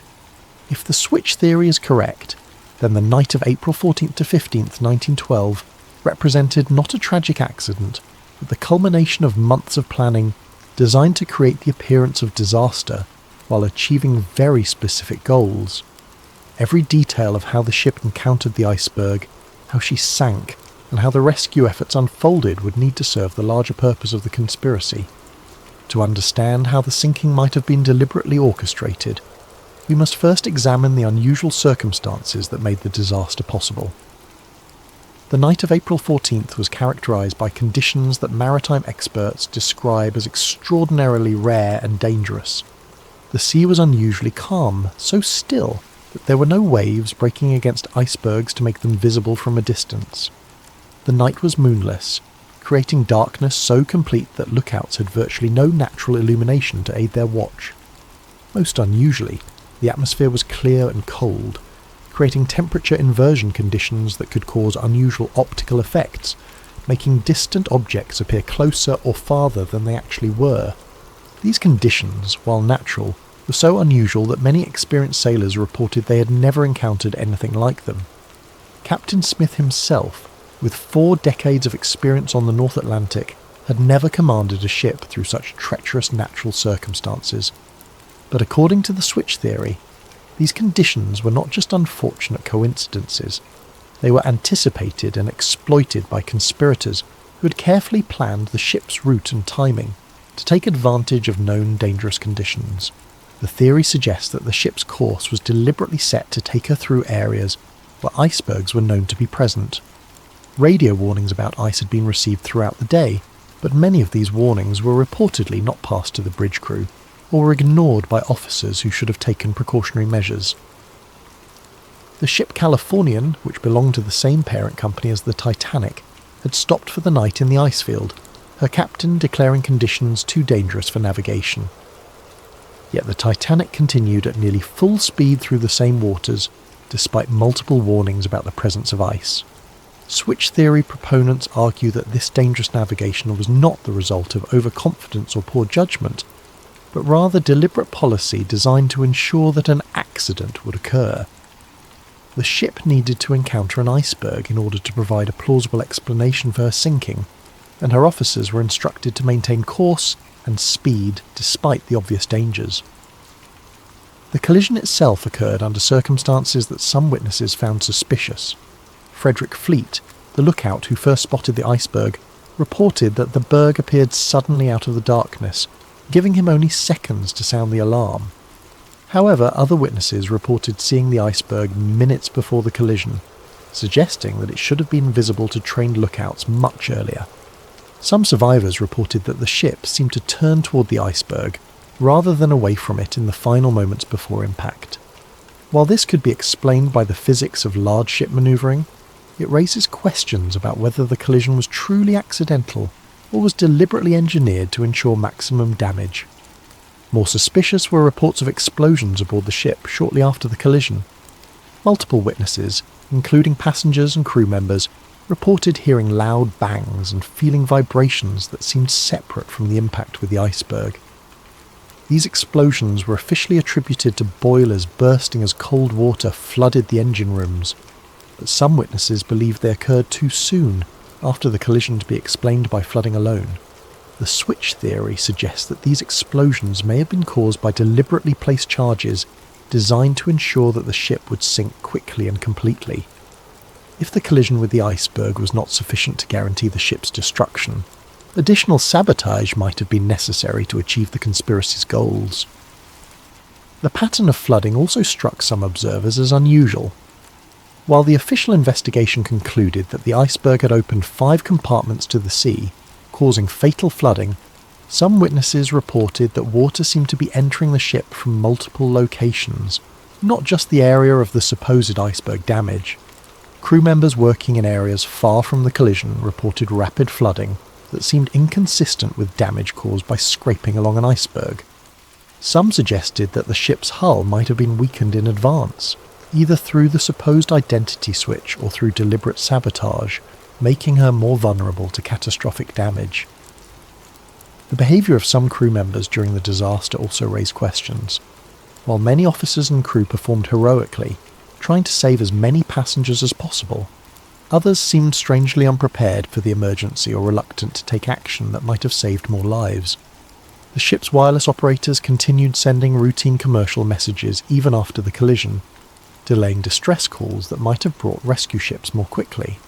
Some officers seemed confused about the severity of the damage or uncertain about proper emergency procedures, suggesting that they might not have been fully briefed on the ship's actual condition or capabilities.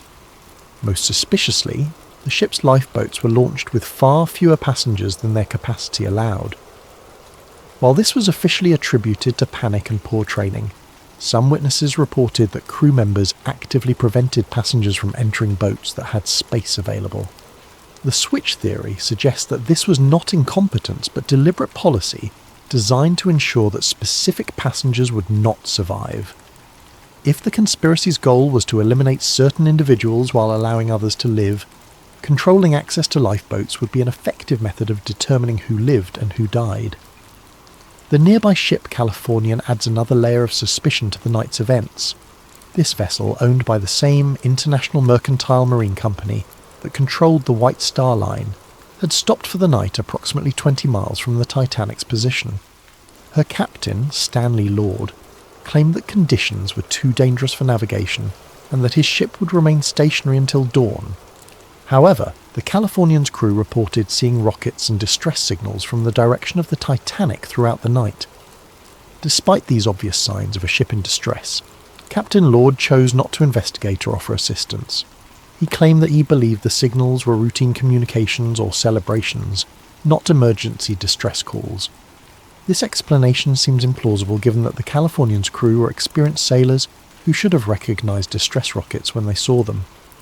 The switch theory suggests that the Californian was positioned deliberately to provide rescue services for the conspiracy's chosen survivors while maintaining plausible deniability about why she didn't help the others. According to this theory, the Californian was meant to arrive at the scene early enough to rescue specific passengers, but late enough to allow the ship to sink and eliminate the unwanted victims. However, a miscommunication or timing error prevented this plan from working properly, leaving the Californian too far away to effectively participate in the rescue. Instead, the rescue was carried out by the Carpathia, a ship belonging to a different company that responded to the Titanic's distress calls and arrived at the scene several hours after the sinking. The Carpathia's captain and crew were not part of the conspiracy and performed genuine rescue work, saving over 700 survivors. But the delay in rescue efforts, whether planned or accidental, ensured that the ship sank completely and that most of her passengers and crew died in the frigid waters. This served the conspiracy's purposes by eliminating witnesses who might have been able to identify discrepancies between the Olympic and Titanic, while also removing the political opponents whose deaths were part of the larger plan. The sinking itself was remarkably complete and thorough. Unlike many shipwrecks, which settle on the ocean floor largely intact, the Titanic broke apart as she sank, scattering debris over a wide area and making subsequent examination of the wreck extremely difficult. This destruction could have been the result of natural forces acting on a ship not designed to sink at such an angle, but it also served to obscure evidence that might have revealed the ship's true identity. The complete loss of the ship meant that investigators had to rely on survivor testimony and limited physical evidence to reconstruct what had happened. Since many of the most knowledgeable witnesses had died in the disaster, and since the survivors had been through a traumatic experience that might have affected their memories, establishing definitive facts about the sinking proved difficult. This uncertainty served the conspiracy's purposes by preventing too close an examination of the evidence. Questions about the ship's identity, the cause of the sinking, or the behaviour of the crew could be deflected by pointing to the lack of conclusive evidence and the confusion inherent in any major disaster. The official investigations that followed the disaster focused primarily on technical questions about ship design and safety procedures. While these investigations identified important problems with lifeboat capacity, crew training and emergency procedures, they did not seriously examine the possibility that the sinking had been deliberately caused. The British Board of Trade Inquiry and the US Senate investigation both concluded that the disaster was the result of excessive speed in dangerous conditions, combined with design flaws that made the ship vulnerable to the type of damage caused by the iceberg collision. These findings supported the official narrative of an accidental tragedy, while deflecting attention from possible evidence of conspiracy. However, some evidence presented to these investigations was inconsistent with the official conclusions. Witnesses testified about explosions, unusual flooding patterns, and crew behaviour that suggested advanced knowledge of the disaster. This testimony was generally dismissed or explained away, but it remained part of the official record for those who knew where to look for it. The investigations also revealed suspicious gaps in the documentary evidence. Ship logs, construction records, and other documents that might have provided definitive information about the vessel's identity or condition were missing or had been destroyed. While this was officially attributed to the chaos of the disaster, it prevented investigators from definitively establishing key facts about the ship and her voyage. Perhaps most tellingly, the investigations made no serious attempt to examine the financial aspects of the disaster. The insurance arrangements, the ownership structure of the shipping companies, and the business relationships between key figures were not considered relevant to understanding why the ship sank. This focus on technical rather than financial questions served the conspiracy's purposes by avoiding examination of the motives that might have driven such an elaborate deception. The investigations treated the disaster as a tragic accident rather than a possible crime, and their conclusions reinforced the official narrative that has persisted for over a century. But if the switch theory is correct, the sinking of the Titanic was not just a crime, but a nearly perfect crime. The destruction of evidence, the elimination of witnesses, and the misdirection of official investigations created a cover-up so complete that the truth has remained hidden for more than 100 years. As we'll see in the next chapter, maintaining this cover-up required ongoing efforts by powerful interests to suppress evidence, discredit investigators, and control the historical narrative of the disaster. In the aftermath of any major conspiracy, the cover-up often proves more challenging than the original crime. Evidence must be suppressed, witnesses must be silenced or discredited, and investigators must be misdirected away from uncomfortable truths. If the switch theory is correct, the years following the Titanic disaster saw one of the most comprehensive and successful cover-ups in modern history. The cover-up began almost immediately after news of the disaster reached shore. Within hours of the Carpathia's arrival in New York with the Titanic survivors, powerful interests were already working to control the narrative of what had happened and to prevent inconvenient questions from being asked. J.P. Morgan's representatives were among the first to arrive at the dock, not to provide comfort to survivors, but to begin the process of managing information. Survivors were reportedly approached by company officials and lawyers who offered assistance with travel arrangements, medical care and financial support. However, this assistance came with subtle but clear expectations about what survivors should and should not say about their experiences. Some survivors later reported being advised to focus their testimony on the heroism of the crew and the tragedy of insufficient lifeboats, while avoiding speculation about the cause of the disaster or unusual circumstances they might have observed. Those who had noticed discrepancies between the ship they boarded and the ship they expected to board were encouraged to attribute these differences to their own confusion or lack of technical knowledge. More direct pressure was reportedly applied to survivors whose testimony might have been particularly damaging to the official narrative. Crew members who had worked on both the Olympic and Titanic and might have been able to identify which ship actually sank were offered generous severance packages and assistance finding new employment, with the understanding that their maritime careers would be over if they spoke publicly about their experiences. The most dangerous witnesses were those who had observed the supposed identity switch taking place in the Belfast shipyard. These workers faced more serious consequences if they chose to speak out. Some reported being visited by company representatives who made it clear that their employment, their safety and the welfare of their families depended on their discretion. James Fenton, the painter who had noticed unusual modifications being made to the Olympic, later claimed that he was approached by men who warned him that discussing his observations would be considered a breach of his employment contract and potentially a criminal violation of trade secrets laws. He was told that speaking to journalists or investigators could result in prosecution and imprisonment. Other shipyard workers reported similar intimidation. Some were offered money to relocate to distant cities where they would be less likely to encounter investigators or journalists. Others were simply fired from their jobs and found that their names had been blacklisted throughout the shipbuilding industry, making it impossible for them to find similar work. The most comprehensive aspect of the cover-up involved the systematic destruction or alteration of documentary evidence. Harland and Wolff shipyard records that might have revealed the true extent of work done on both ships were reportedly destroyed in a series of accidental fires and floods that occurred in the months following the disaster. Work orders, progress reports, and material requisitions that could have definitively established which ship was which were among the documents lost in these convenient accidents. The missing records covered precisely the time period when the alleged identity switch would have taken place, eliminating the most direct evidence of the conspiracy. More subtly, surviving documents were reportedly altered to remove inconvenient details or to create confusion about the timeline of work done on both ships.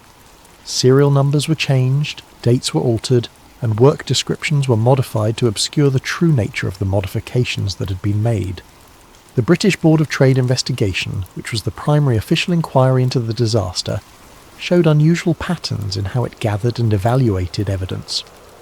The investigation focused almost exclusively on technical questions about ship design and safety procedures, while avoiding examination of financial motives or business relationships that might have suggested conspiracy.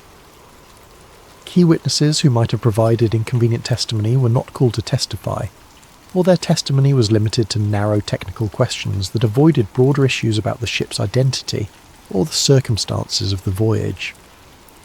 The investigation's final report contained numerous conclusions that were not fully supported by the evidence presented, suggesting that the outcomes had been predetermined.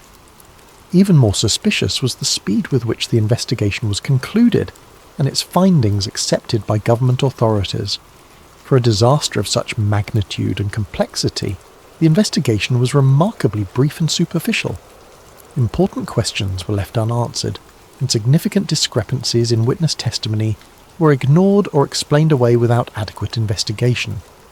The US Senate investigation, led by Senator William Alden Smith, initially appeared more thorough and independent. Senator Smith was known for his skepticism of large corporations and his willingness to challenge powerful interests. His investigation called numerous witnesses and examined many aspects of the disaster that the British inquiry had ignored.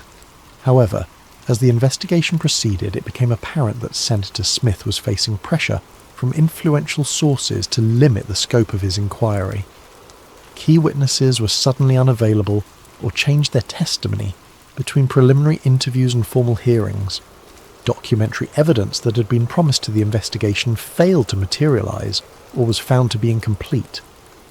Most tellingly, the investigation avoided examining the financial aspects of the disaster. Despite the enormous insurance claims involved and the clear financial benefits that accrued to certain parties, the investigation treated these as irrelevant side issues rather than potential motives for conspiracy.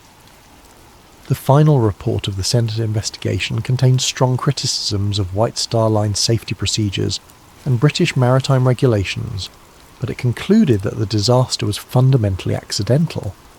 Like the British inquiry, it avoided any suggestion that the sinking might have been deliberately caused, or that there might have been financial motives behind the tragedy. In the years following the official investigations, efforts to independently examine the disaster faced systematic obstruction. Journalists who attempted to investigate discrepancies in the official story found their sources drying up and their access to information restricted. Maritime historians who raised questions about the disaster's circumstances found their work discredited or their employment threatened. Perhaps most remarkably, several independent investigators who had begun to uncover evidence supporting the switch theory died under suspicious circumstances. Some died in apparent accidents, others from sudden illnesses, and still others simply disappeared while pursuing their research. Robert Hitchens, the shipyard worker who had observed unusual activity around the ship's nameplates, died in a fall from scaffolding while working on another project less than a year after the disaster. The accident occurred despite Hitchens' reputation as an experienced and safety-conscious worker who had never before been injured on the job. John Halpern, the ship fitter who had worked on swapping components between the Olympic and Titanic, died of a sudden heart attack despite being relatively young and having no history of heart problems. His death occurred just days before he was scheduled to be interviewed by an American journalist who was investigating discrepancies in the official story. Several other shipyard workers who had knowledge of the construction process died in various accidents or from sudden illnesses in the years immediately following the disaster.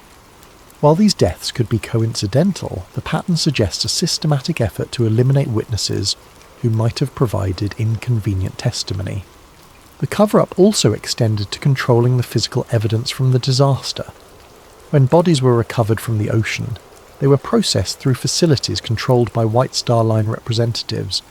Personal effects were catalogued and returned to families, but items that might have provided clues about the ship's true identity were reportedly lost or misdirected. More significantly, efforts were made to prevent independent examination of the wreck site.